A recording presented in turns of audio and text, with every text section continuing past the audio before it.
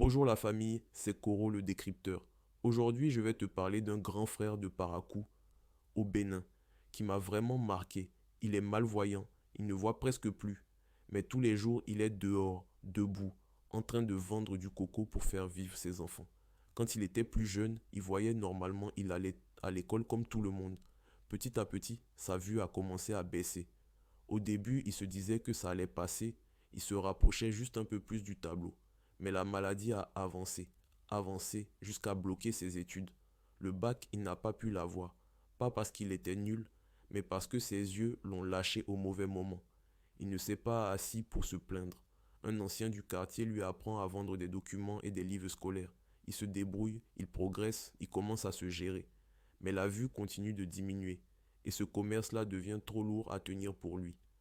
Alors il change encore. Il se lance dans la vente de coco. Il apprend à reconnaître les bons cocos sans compter sur ses yeux. Juste avec les mains, le poids, le son, l'expérience. Le client dit ce qu'il veut. Lui, il cherche le coco qui correspond et il sert ça proprement. Aujourd'hui, ce grand frère a plusieurs enfants à charge. La maman n'est plus là, donc c'est lui seul qui gère. Nourrir les petits, les soigner, veiller sur eux, assurer la sécurité, payer ce qu'il peut payer.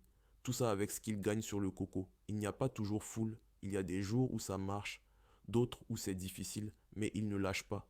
Quand il y a les fêtes, les marchés, il profite, il monte en puissance, il vend plus. Quand c'est calme, il serre les dents et il continue. Tu vois, ce genre d'histoire nous rappelle quelque chose de simple.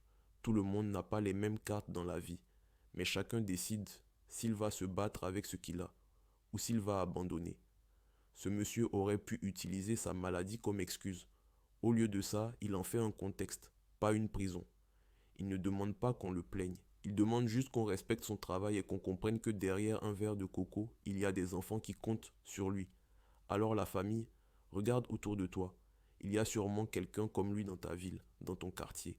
Quand tu peux, respecte, encourage et surtout ne minimise jamais la dignité de ceux qui se battent, même dans la difficulté. Si tu veux d'autres décryptages comme ça, abonne-toi. On continue ensemble.